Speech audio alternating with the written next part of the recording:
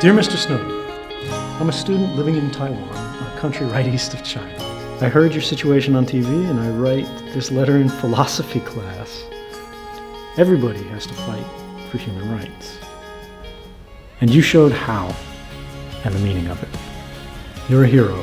Thank you for doing this. That was brave. Please don't give in to the harsh and cold-blooded reality. You're not alone. We're all with you.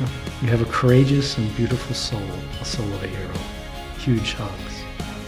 Kind of hard to read these like it's encouraging. I can't stop smiling.